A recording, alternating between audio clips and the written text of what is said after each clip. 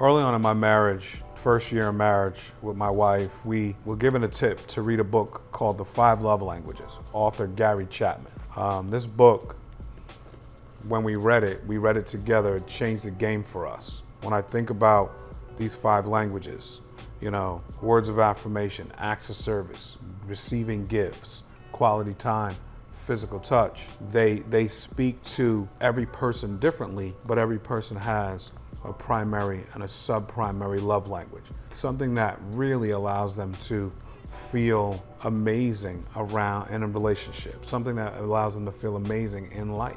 So if you're words of affirmation and you hear these words, you hear nice words, you get excited. If you're acts of service and somebody is, committing an act of service for you, you get excited. If it's receiving gifts and you like to receive gifts, when someone gives you something that was thoughtful, you're excited.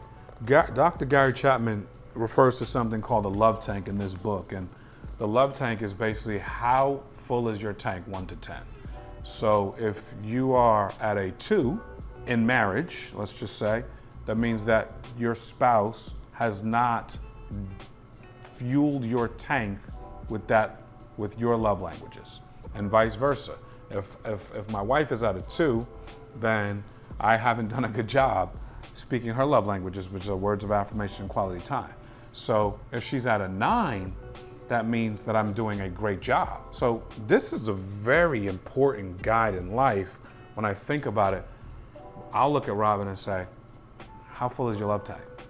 Which is a great question. And we've learned to be honest with the answer, because I've heard the number 2 before, and I've heard the number 9. I've heard the number overflowing before. So these things are important. When I start thinking about the importance of that, is I will always know how to reach her and get her love tank full. When we saw this start playing out in our lives, I saw how crucial this book was to life in general. All relationships, not just a marital relationship, all relationships.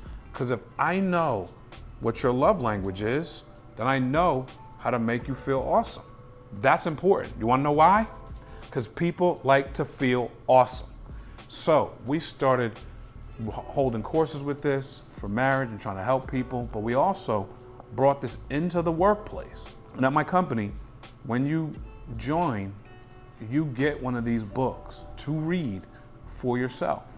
And once you establish which 2 love languages are yours, we make a plaque and you put it by your desk so we know what fills you up. And 4 of them apply. Physical touch does not apply in the workplace, but the other 4 do apply. And we put the 2 love languages by their desk so that everybody knows if they walk by, and even if you forget, you can walk by and go, oh yes. So where words of affirmation are important, acts of service are important, receiving gifts are important, quality time is important, and that can be used a myriad of ways inside the workplace to make it a better work environment, or to make people feel more appreciated, more valued, more cared for, more loved. And this has been huge from that regard when working with people of all shapes, forms, and sizes in my lifetime. You're gonna use this a lot in relationships, but if you start to understand the wiring of people, you're gonna be able to impact relationships. So as we started using this across all verticals in our lives, what we also realized is that this book is so important that when we go to a wedding and we're dealing with a newly married couple, we gift 2 of these to the couple every single time, because I think it's so vital. So we're in our head, it's like, hey, if you decide to read, and we always recommend, read it together. Read it together, because you get to communicate and talk. I meet people all the time go, yeah, I read that book. Listen, we read a lot of books. Do you use the information? Because the information is game changing. So if you read it with your partner, then what happens is it's almost like a book club reading. You get to share the experiences. And this was otherworldly when we started sharing, and my wife was telling me her top love language was quality time. And then I spent 3 hours with her on the couch. And I said, how you feeling? How's your love tank? And she said, it was like a medium level. And I'm like, you told me your top love language was quality time, and I don't see that. But then I would say sweet words to her, and I saw her light up like a Christmas tree. And I go, I think your love language is words of affirmation. And she just lit up. Now, then that became true. Her top love language was words of affirmation, and her second love language was quality time. So the quality time was good, but without the words of affirmation, it didn't bring it together.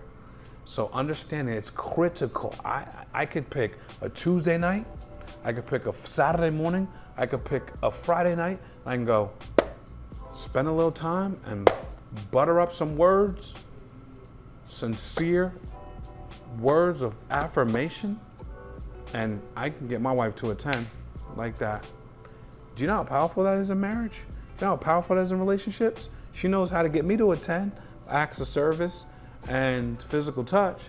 Do you know how powerful that is in relationships? I need you to understand the value of this, what it could do for you, what it could do for relationships in your lifetime, not just your partner, but how important this also is with your spouse or your partner, and then how this can transfer into relationships in all walks of life.